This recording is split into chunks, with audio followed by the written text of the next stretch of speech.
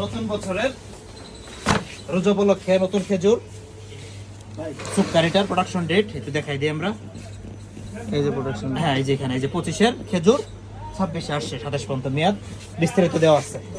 এটা একটা কার্টুনে, মাস্টার কার্টুনে 12 কেজি থাকে। এটা কার্টুন সহ 13 কেজি 270 গ্রাম।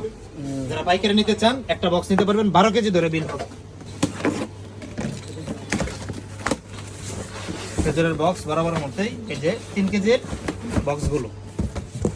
আরে চেহারা মাশাআল্লাহ দিলে।